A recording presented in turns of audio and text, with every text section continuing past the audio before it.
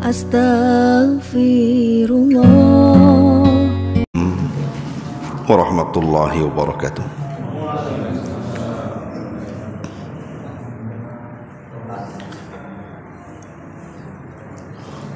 Alhamdulillah wassalatu wassalamu ala rasulillah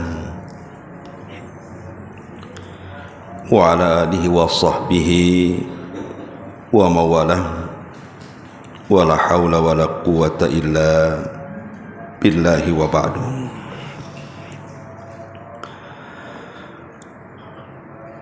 Alhamdulillah, segala puja dan puji hanya milik Allah subhanahu wa ta'ala. Salat dan juga salam tetap kita hadiahkan kepada Rasul kita, qudwah kita, uswah kita, Rasul kita Muhammad sallallahu alaihi wa ala alihi wasallam. Hadirin dan hadirat yang dimuliakan Allah subhanahu wa ta'ala, alhamdulillah di subuh kali ini setelah melaksanakan kewajiban Allah subhanahu wa ta'ala, salat yang paling berat dilakukan orang-orang munafik, kembali kita bisa duduk untuk bertalabul ilmi. Dan pembahasan di subuh ini kita akan membahas tentang orang-orang yang salat dan puasa mereka tidak diterima oleh Allah subhanahu wa ta'ala. Siapakah mereka? Kenapa penting sekali pembahasan ini? Karena kita tahu bahwa kedudukan salat itu dalam Islam sebagai tonggak daripada agama, dan puasa adalah satu dari rukun-rukun Islam. Artinya kalau kita kemudian melakukan dua ibadah mulia ini, kemudian hanya menggugurkan kewajiban tapi tidak mendapatkan pahala, tentu sebuah kerugian. Nah, di sini ada beberapa amalan yang menjadikan ibadah wajib, bahkan ibadah sunnahnya tertolak. Apa saja perkara-perkara ini? Ini dirangkum dalam sebuah hadis dari Abi Umamah radhiyallahu anhu yang dikeluarkan oleh Imam Ibnu Abi Asim dalam kitabnya As-Sunnah dengan sanad yang hasan.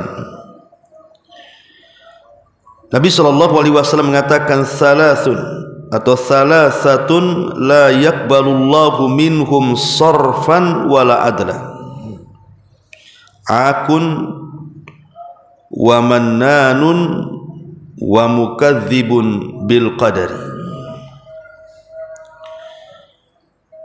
Tiga kelompok yang tidak akan diterima ibadah wajib dan ibadah sunnahnya. Pertama, orang yang durhaka dengan orang tua. Yang kedua, orang yang menyebut-nyebut pemberian. Dan yang ketiga, orang yang mendustakan dengan takdir.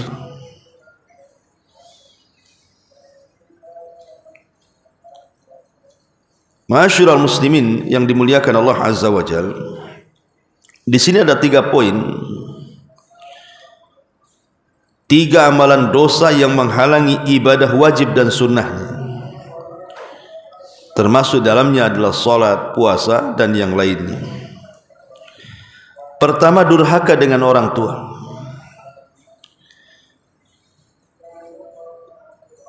Abdullah bin Abbas radhiyallahu anhuma pernah ditanya, apa itu uququl walidain? Apa itu uququl walidain?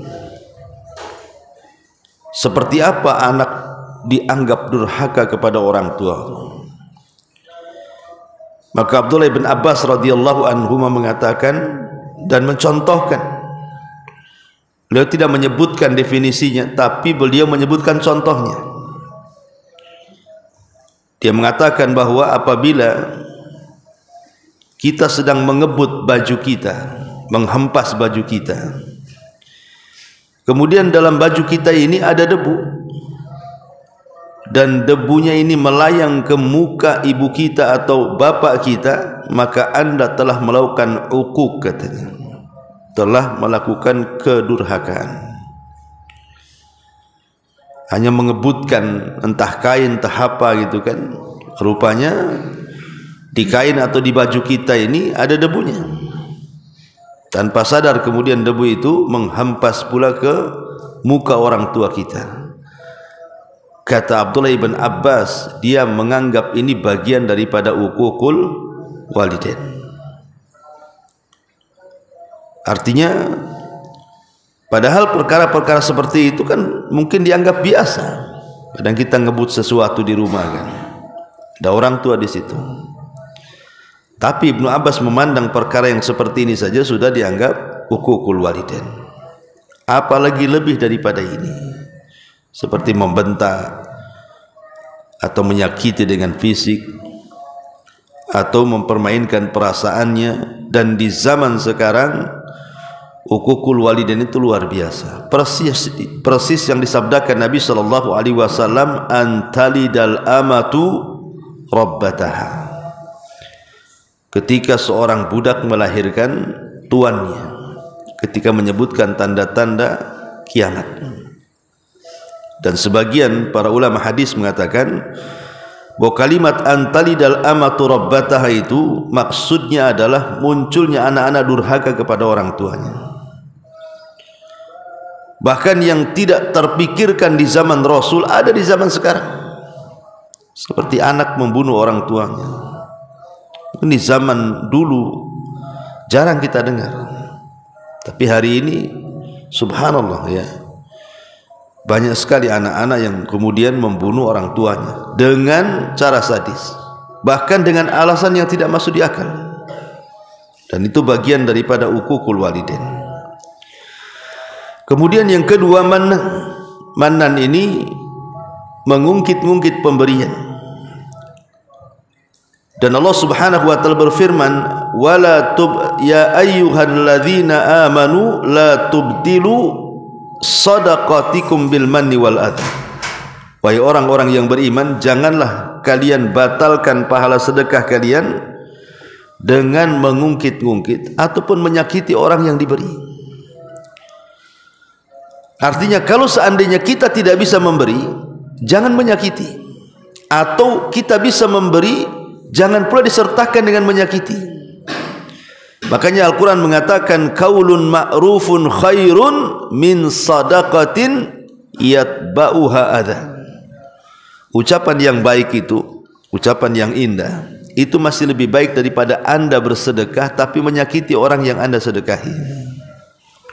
Umpamanya ada orang datang ke rumah, nampak bawa proposal, kemudian kita tidak bisa bersedekah kepada orang yang bawa proposal itu, entah proposal apalah, yang jelas bukan proposal pembangunan Masjid Al-Mansuro sajalah. Oh ya, dia datang-datang gitu kan. Biasanya kan banyak sekarang di masyarakat, entah apa-apa yang bawa proposal tuh, kenal pun tidak kita kan. Kadang mintanya di Tanjung Uban, pembangunannya di Madura sana, atau di Padang, atau di mana itu jauh gitu ya kan. Sampai ke sini kadang-kadang minta proposalnya itu, padahal jauh kali dia bangun tuh. Ya entah benar entah salah, kayak kemarin di viral di Batam itu rupanya hoax gitu kan. Ditangkap beberapa orang itu berproposal mengatasnamakan komunitas apa untuk pembangunan masjid itu gimana gitu, atau panti asuhan, rupanya sindikat penipuan, berjaring pula banyak pula anggotanya. Memang begitulah sindikat kan, tidak mungkin bermain sendiri. Tapi kita seorang muslim kan, kalau kita tidak tahu siapa dia kan hukum berlaku kepada zahirnya. Kalau dia mengaku A ya kita percaya saja. Soal dia dusta atau tidak itu urusan dia dengan Allah kan. Tetapi kalau kita memang ragu-ragu dan tidak mau memberi, pemanya ragu-ragu dan tidak mau memberi gitu kan, karena orangnya asing, bawa proposal gitu kan. Kalaupun kita tidak memberi, jangan kemudian menyakiti. Maka Allah mengatakan qaulun ma'rufun khairun min shadaqatin yatba'uha adza. Ucapan yang indah itu lebih baik dibandingkan sedekah yang menyakiti. Ya kita katakan dengan santun. Ya kalau kita tidak memberi ya minimal ya kasih minuman, kasih makan. Maaf ya saya belum bisa ngasih sedekah, tapi kan enak gitu bahasanya. Daripada nyakiti. Nih saya kasih 100.000, sampai kiamat kau jangan datang lagi ya. Umpamanya gitu. Kan itu nyakiti orang gitu kan. Jadi intinya bahwa manan menyebut-nyebut pemberian itu adalah satu dosa yang menyebabkan amalan wajib dan sunnahnya tertolak. Naudzubillah. Kemudian yang nomor 3, wa mukadzabun bil qadar. Orang yang mendustakan takdir. Di zaman Abdullah ibn Umar radhiyallahu anhuma, atau di zaman para sahabat, di Basrah itu ada seorang yang bernama Ma'bad al-Juhani. Ma'bad al-Juhani inilah yang mengasas kelompok Qadariyah. Dan Qadariyah ini disyaratkan oleh Nabi SAW semasa hidupnya, Al-Qadariyatu majusi hadil ummah. Bahwa Qadariyah itu atau kelompok Qadariyah itu majusinya umat ini. Ada isyarat di zaman Rasul, tapi kemunculannya baru setelah Rasul meninggal. Muncullah orang-orang yang disebut dengan aliran Qadariyah. Dan itu terletak di Basrah, di Baghdad sana. Jadi ada orang-orang Basrah itu datang menemui Abdullah ibn Umar radhiyallahu anhu dan mengatakan, wahai Ibnu Umar, di tempat kami di Basrah sana ada seseorang alim, maksudnya Ma'bad al-Juhani, itu ramai orang belajar sama dia. Masalahnya ada yang mengganjal dari fatwa mereka. Ketika mereka bicara tentang qadar, mereka mengatakan innal amra unufun. Sesungguhnya perkara itu dimulai dari unuf, dimulai dari awalnya. Perkara itu semua baru. Maksudnya semua baru itu Allah Subhanahu wa ta'ala tidak akan mengetahui sebuah peristiwa kalau belum terjadi.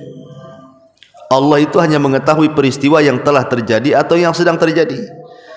Tapi kalau belum terjadi Allah tidak tahu. Pamannya kita akan melakukan sesuatu itu Allah tidak tahu sampai kita melakukannya, oh baru Allah tahu. Itulah orang-orang Qadariyah itu mengingkari ilmu Allah. Kalau kita ahli sunnah wal jamaah meyakini Allah itu maha tahu yang telah, yang sedang dan yang akan datang.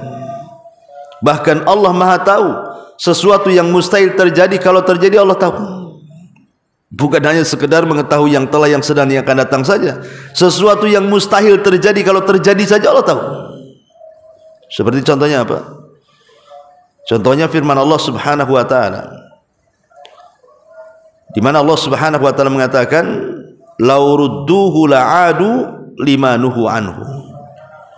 Kalau seandainya orang-orang kafir yang masuk neraka itu dikembalikan ke dunia, niscaya mereka kafir lagi. Seandainya orang-orang kafir yang masuk neraka itu dibalikan lagi ke dunia, pasti mereka baliklah kafir lagi.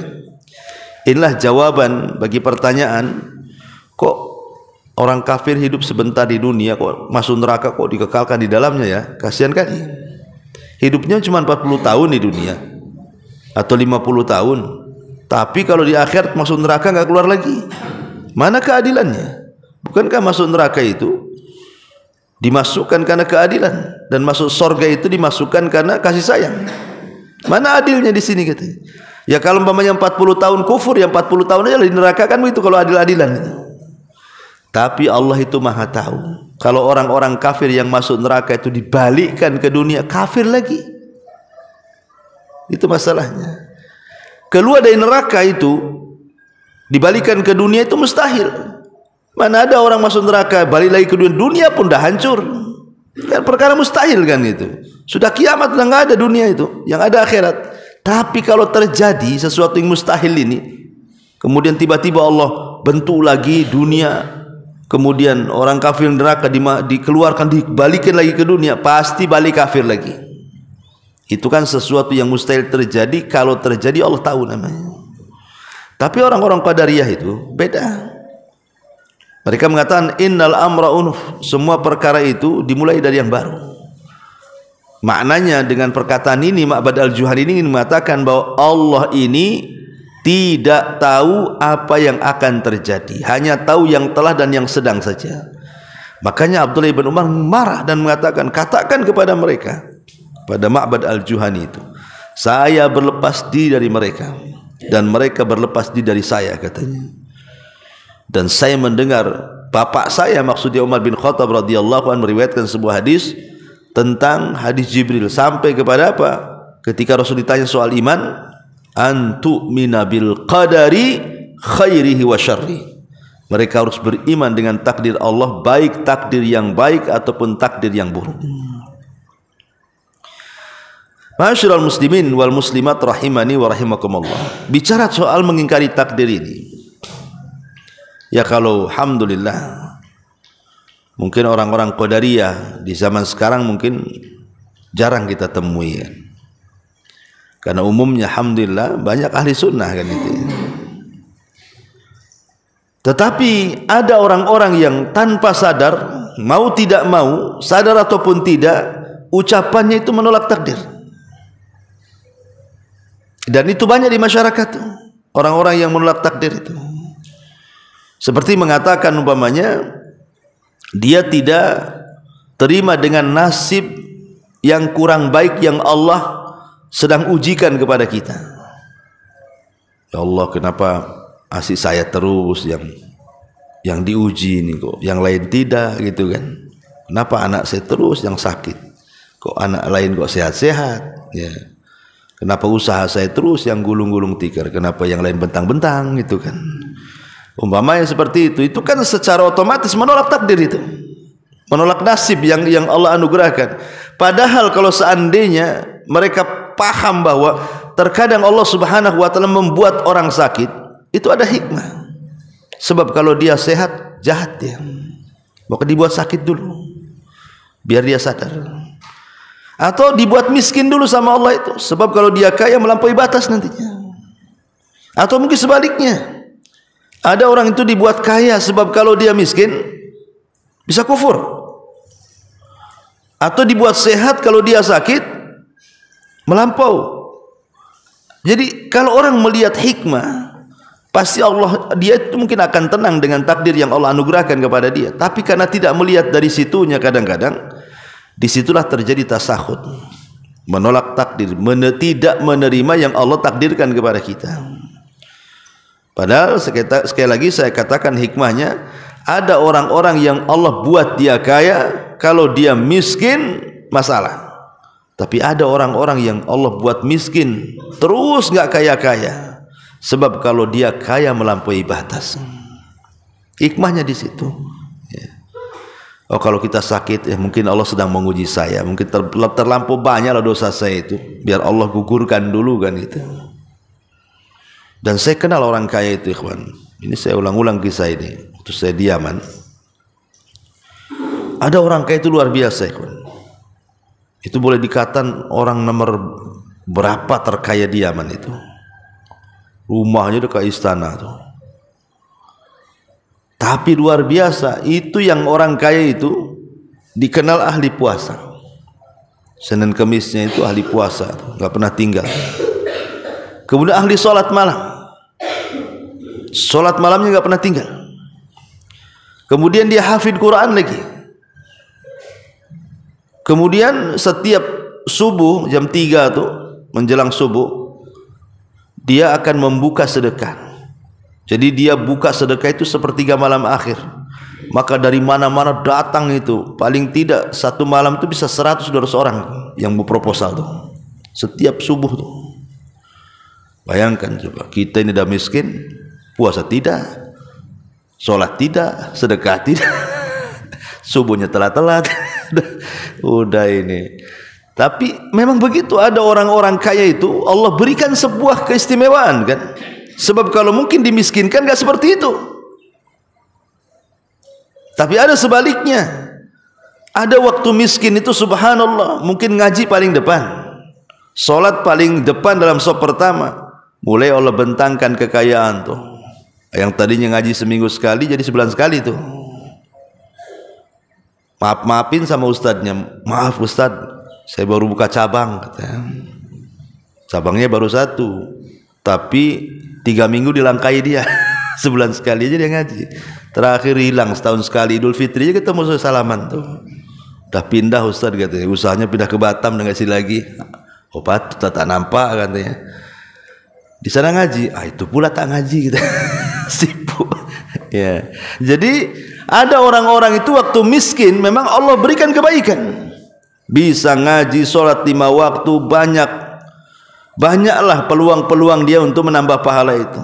Tapi ketika kaya, subhanallah, kalla innal insana la yatgha an ra'ahu stagna. Terkadang manusia itu mudah melampaui batas ketika kekayaan dibentangkan kepada dia.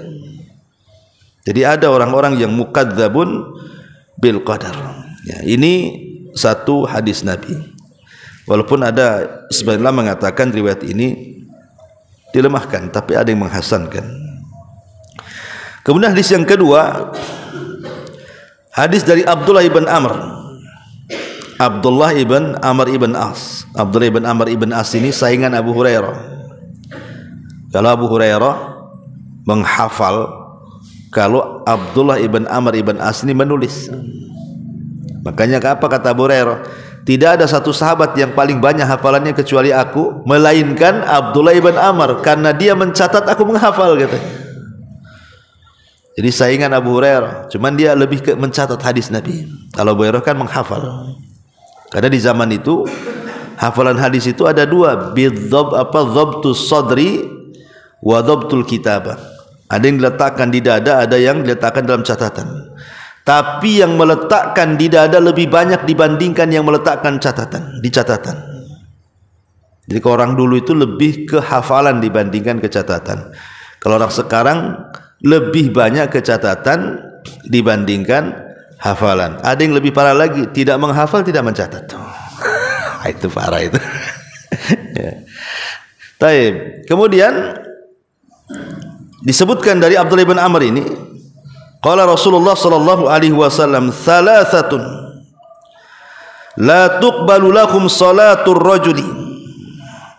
La tuqbalu lahum salatun. Salasatun la tuqbalu lahum salatun. Ada 3 orang yang solatnya tidak akan diterima. Ar-rajulu ya ummul qauma wa hum lahu karihun. Seseorang yang menjadi imam solat sementara makmumnya benci sama dia. Kemudian yang kedua, war-rajulu la ya'ti salata illa dibara. Orang yang tidak melaksanakan solat kecuali setelah habis waktunya. Kemudian yang ketiga, yang terakhir, wa man i'tabada muharrara, dan orang yang memperbudak orang yang merdeka. Hadis ini memang menjadikan perselisihan para ulama, seperti Syekh Albani melemahkan hadis ini, kecuali kalimat yang pertama, kata Syekh Albani itu sahih. Budak yang seorang imam yang dibenci oleh makmumnya, itu saja yang benar. Ya, kalau yang lainnya lemah, kata Syekh Albani. Nah, di sini Nabi SAW mengatakan 3 kelompok itu. Pertama, imam yang dibenci makmumnya. Imam yang dibenci makmumnya. Tentu bukan karena hasad benci makmum kepada imam itu. Bukan karena imamnya kaya dia miskin hasad gitu. Atau sebaliknya, bukan. Tetapi maksudnya karena imamnya itu mungkin ahli maksiat, orang fasik. Ya, mungkin dikenal di lingkungannya tukang ngadu ayam, kok jadi imam pula kan itu. Imam di tengah-tengah gelanggang, imam pula di dalam masjid, kan. Ini 2 imamnya jadinya. Jadi benci itu karena kemaksiatan yang dilakukan dia, ya. Atau mungkin karena dia ahli bidah. Mungkin karena dia melakukan bid'ah, kita nggak suka gitu ya kan, dan dia suka ngajak-ngajak orang dengan bid'ahnya. Atau karena dia memang murtakib al-kabair, dia suka melakukan dosa besar. Mungkin dia pezina, naudzubillah, pemabuk dan begitu seterusnya. Kita nggak suka kalau jadi imam tuh. Ya. Maka kalau yang tidak suka seperti ini, nah imamnya ini tidak akan diterima sholatnya. Imam yang seperti ini tidak akan diterima sholatnya, karena Rasul mengatakan ar-rajulu ya ummul qaum wa hum lahu karihun. Seseorang yang menjadi imam dalam sholat sementara semua makmumnya benci sama dia, maka sholatnya tidak akan diterima. Kemudian juga yang kedua di sini disebutkan war-rajulu la ya'ti sholata illa dibara. Seorang tidak sholat kecuali keluar waktunya. Ya jelaslah kalau sholat di luar waktu ya nggak terimalah sholatnya. Sholat itu ada waktu-waktunya. Duhur ke asar, asar ke maghrib, maghrib ke isya, isya ke subuh, subuh ke duhur, kan semua ada waktunya. Kecuali kalau darurat. Contoh umpamanya dalam peperangan, Nabi SAW pernah menjaga parit dalam perang Khandaq sehingga melaksanakan asar di waktu maghrib. Atau di zaman para sahabat ketika menyerang Tustar, Anas bin Malik menceritakan ketika robohnya benteng Tustar itu tepat ketika adzan subuh, sehingga para sahabat harus milih nyerbu atau milih sholat subuh. Kalau milih sholat subuh ini kesempatan tidak ada lagi, karena mereka sudah mengepung 1,5 tahun. Sementara roboh gerbangnya pas pula azan subuh. Akhirnya para sahabat mengatakan, kita sudah lelah 1,5 tahun mengepung gerbang ini, masa ketika roboh kita malah ditinggal sholat kan itu ya. Akhirnya kemudian mereka beristihad, serang dulu musuh, baru kita sholat katanya. Akhirnya diserang musuh, rupanya Allah takdirkan agak lama, sampai takluknya musuh itu setelah terbit matahari. Artinya keluar waktunya tuh.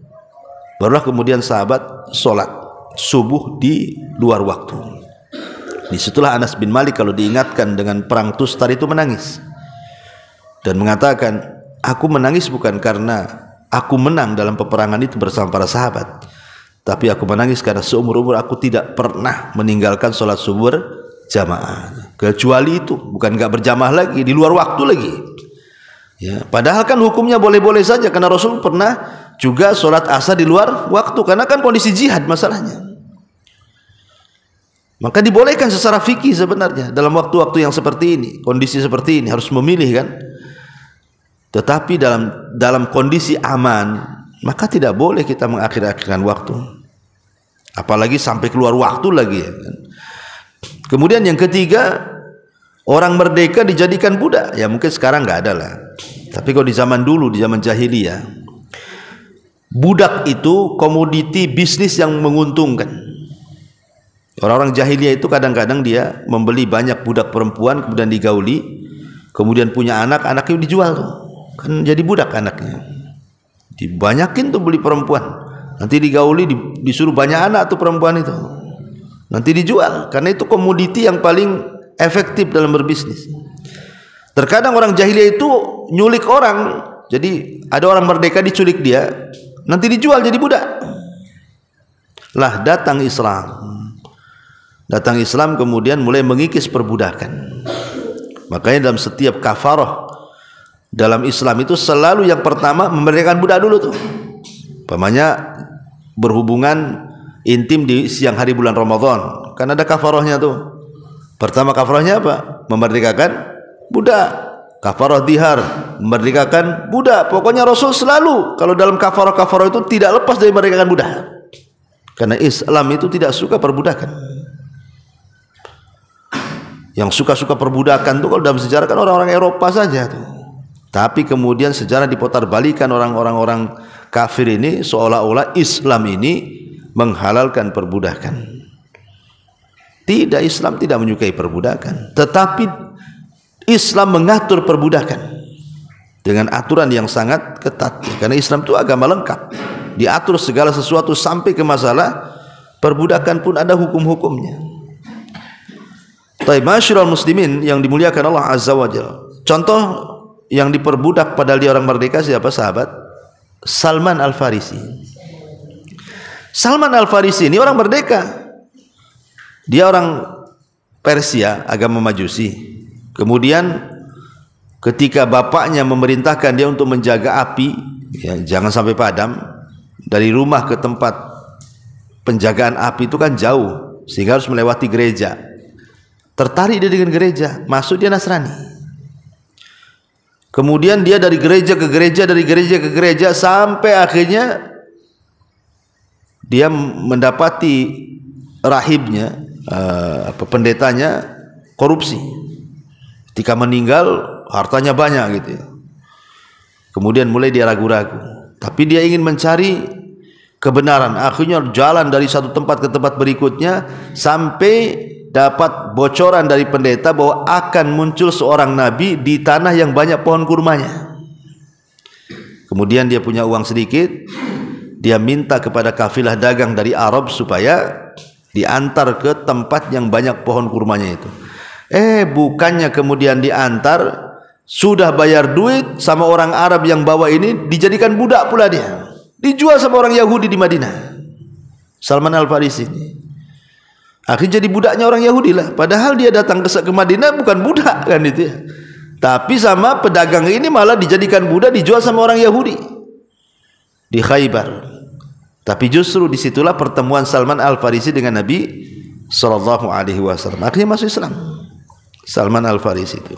Tapi lihat bagaimana orang Arab itu, jahiliyah maksudnya ya, mereka memperbudak yang merdeka. Itu solatnya tidak akan diterima dalam hadis ini. Kemudian juga ada riwayat yang lain, ada tambahannya adalah wa akhwan mutasarian. Akhwan mutasarian, sesama saudara saling bertengkar. Kemudian wa mra'atun batat wa zawjuha 'alaiha sakhit. Seorang suami, kemudian seorang istri yang tidur sementara suaminya sedang emosi. Mungkin suaminya minta jatah, istri nggak ngasih, akhirnya dongkol suaminya. Istrinya ngorok, suaminya terpikir aja sampai subuh tak tidur. Nah itu juga wanita yang seperti ini tidak akan diterima sholatnya. Ya, dengar ibu-ibu ya. Kalau suami minta kasih, ya, karena lihat ancamannya di sini. Nabi SAW mengatakan salasatun la tartafi'u salatuhum fawqa ru'usihim. Ada 3 kelompok yang solatnya tidak akan diangkat di atas kepala mereka satu jengkal. Satu jengkal pun tidak akan diangkat, apalagi sampai ke langit gitu ya. Salah satunya adalah tadi imam yang dibenci makmumnya, kemudian 2 orang yang bersaudara selalu bertengkar, termasuk juga seorang wanita yang tertidur di malam hari sementara suaminya emosi karena jatahnya tidak dikasih. Karena begini ya, ini nasihat kepada ibu-ibu ya. Kalau memang ada halangan seperti haid ataupun nifas atau sakit parah gitu ya, ya wajar menolak gitu ya. Tapi kalau tidak ada halangan kemudian menolak hanya karena capek, lelah, letih, nggak ada mood atau gimana, maka itu bukan alasan. Sebab kalau suami cari makan bu, itu bisa beli. Suami cari pakaian bisa beli di mall. Tapi khusus pelayanan ini tidak bisa beli kecuali ke lokalisasi. Dan ini masuknya ke perzinahan. Sehingga tujuan suami menikah dengan seorang wanita itu kan salah satunya ifah. Ifah itu menjaga kehormatan supaya jangan berzina. Kan tujuan bapak-bapak nikah kan begitu, supaya tersalurkan syahwatnya ke yang halal. Itu tujuan kita laki-laki menikah kan begitu. Tiba-tiba ketika syahwat yang hendak disalurkan itu tiba-tiba ditolak, berarti kan sudah tidak dapat tujuan pernikahan. Apa kemudian antum harus lari ke tempat lain, membayar wanita-wanita pelacur? Mustahil, haram ya. Kalau makan bisa dibayar COD ya kan, marketplace banyak kan gitu ya, Tokopedia Masa bisa beli kan? Tapi khusus urusan ranjang ini nggak bisa dibeli. Mau beli kemana? Ya, barangnya ada di rumah. Jadi yang seperti ini harus dipahami bahwa seorang laki-laki tidak bisa ditolak, karena itu justru pahalanya di situ. Kalau ibu menolak itu justru dalam Islam disebut nusus. Nusus itulah menjadikan suami boleh tidak memberikan nafkah. Antum kalau ditolak sama istri, 1 hari itu jangan dikasih jajan. 2 hari tadi kasih, 2 hari tadi kasih jajan. 3 hari, sebulan jangan dikasih nafkah. Ya, karena itu nusus. Kalau dia menolak, jangan dikasih nafkah. Kelaparan, biarin aja. Ya. Taib. Kemudian di antara orang-orang yang juga ditolak kita, karena waktu juga kita baca secara singkat aja. Orang yang melakukan kezaliman di kota Madinah dan menakut-nakuti penduduknya, ini tidak akan diterima amalan wajib dan sunnahnya. Ataupun orang yang mendatangkan kebid'ahan di kota Madinah dan melindunginya, ini juga masuk dalam kategori tidak akan diterima amalan wajib dan sunnahnya. Kemudian juga orang yang manintasaba ila ghairi abi, ngaku-ngaku nasabnya orang padahal bukan. Dan ini banyak di masyarakat yang ngaku-ngaku nasab, namanya ngaku-ngaku keturunan Nabi padahal dia tidak punya nasab yang benar. Ya, padahal kalau kita tahu bahwa nasab-nasab ke Nabi itu kan jelas tuh ada badan khususnya, namanya badan nasab, ya kan? Kalau tidak masuk di badan itu, kemudian dia menyambung-nyambungkan nasab, nah itu namanya menasabkan kepada yang bukan bapaknya. Atau antum contoh yang lain, ngangkat anak, tiba-tiba bapaknya lain, tapi nasabnya ke antum yang menjadi bapak angkatnya. Kan banyak tuh di masyarakat kan, ngangkat anak dari bayi karena kadong sayang, nanti boleh jadi mungkin nanti bertabrakan di kakak, di ini, di itu, macam-macam. Akhirnya nasabnya dinasabkan ke bapak angkatnya. Tak boleh. Kenapa orang yang seperti ini dalam riwayat itu sampai dilaknat tuh? Karena nanti kalau seandainya nasab ini sembarangan dinasab-nasabkan kepada orang, itu konsekuensinya berat. Pertama, bicara soal mahram. Kalau bukan mahramnya, tiba-tiba dijadikan nasab masuk ke mahram, berarti kan namanya mahram kan boleh safar berdua. Namanya mahram kan bisa safar, bisa ikhtilat, bisa jabat tangan, ya kan? Dilarang menikah. Nanti hukum mahram tak jalan tuh.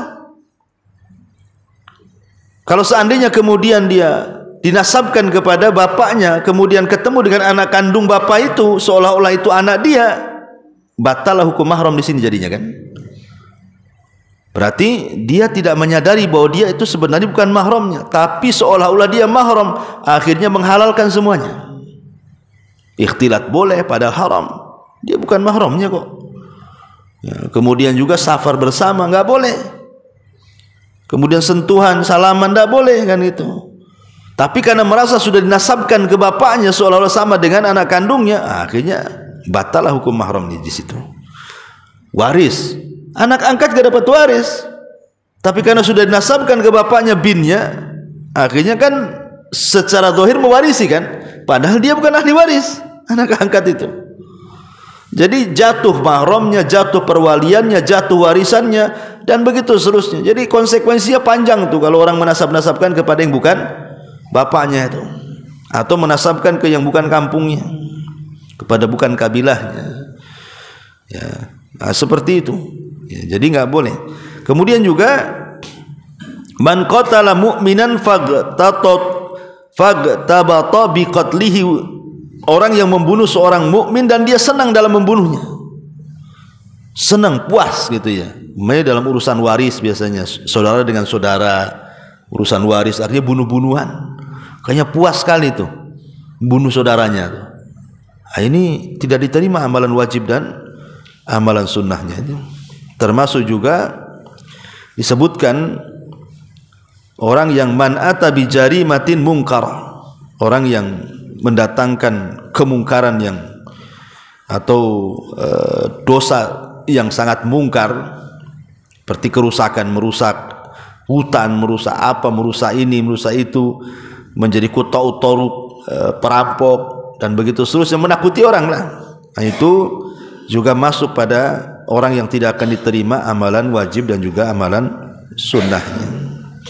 Inilah diantara pembahasan kita di pagi hari ini. Mudah-mudahan ada manfaatnya. Taib, sebagaimana janji di semalam, kalau ada yang bertanya kita buka tanya jawab, silahkan. Kalau tidak ada ya baguslah, ya kan, ikan sepat ikan gabus ya gitu.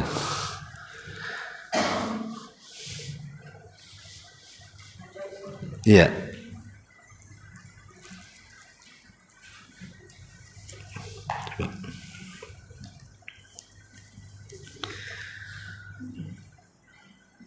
Semoga Ustaz dan keluarga dirahmati. Amin. Seorang istri yang mana orang tanya, gimana nih? Seorang istri yang mama orang, ini orang apotek yang bisa baca nih. Resep. Tentar.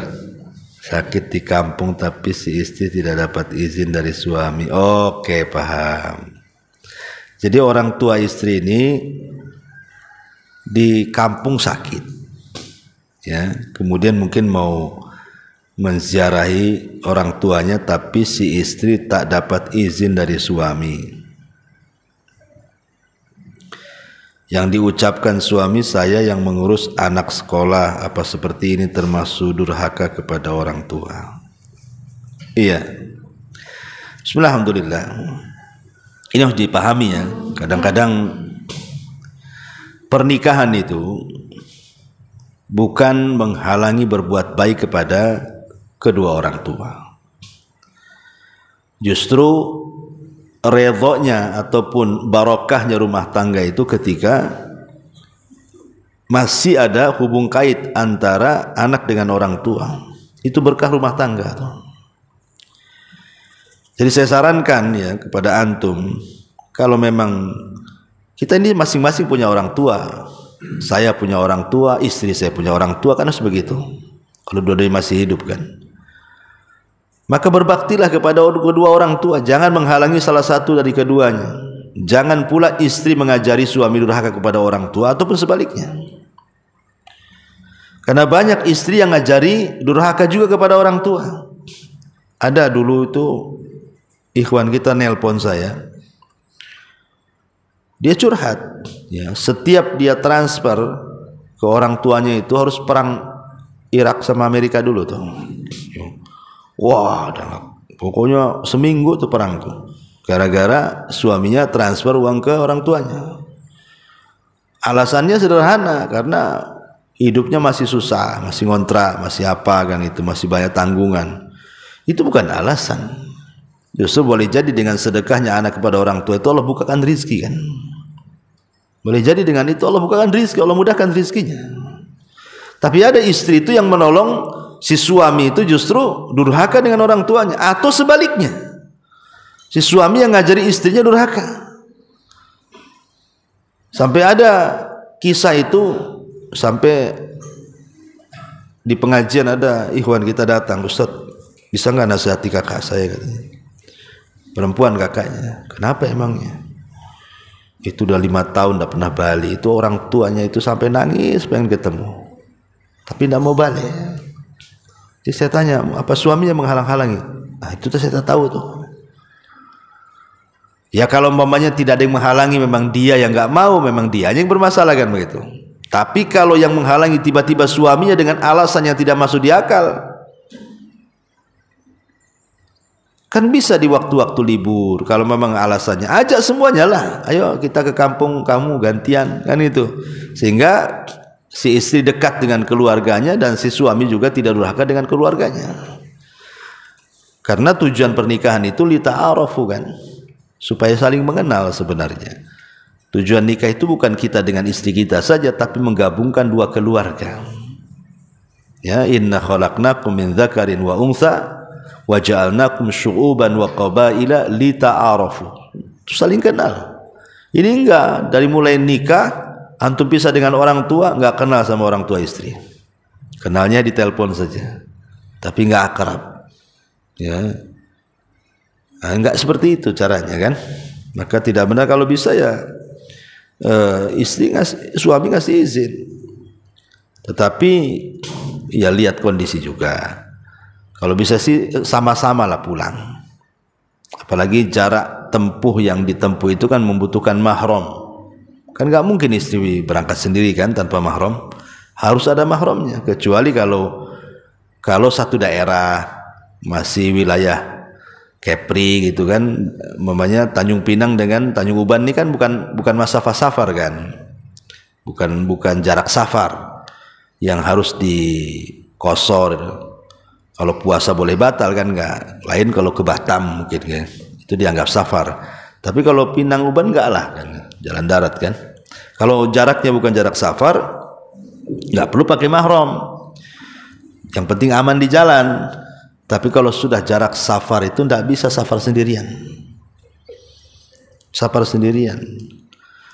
Itu memang ajaran Islam seperti itu. Ada juga yang tanya, dia seorang akhwat tuh PNS.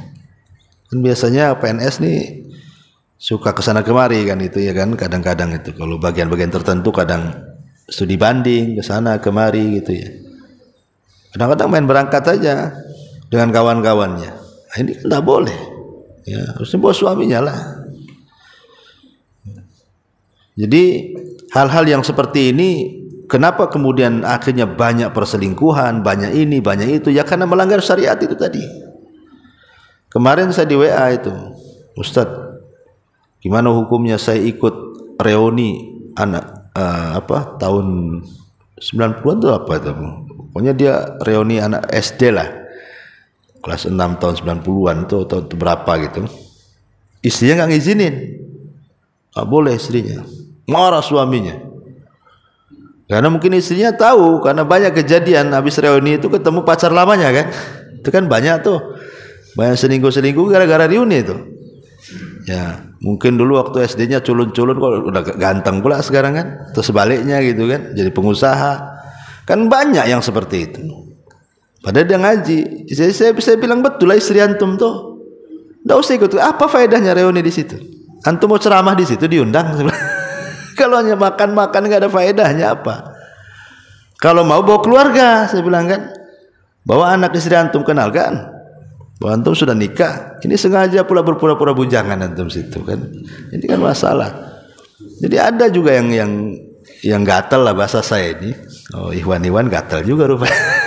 Subhanallah. Bukan orang awam aja, Ikhwan dan ngaji pun masih juga gitu. Wallahu a'lam. Cukuplah. Subhanallah bihamdika asyhadu an la ilaha illa anta astaghfiruka wa atubu ilaik. Allahu ta'ala. Assalamualaikum warahmatullahi wabarakatuh.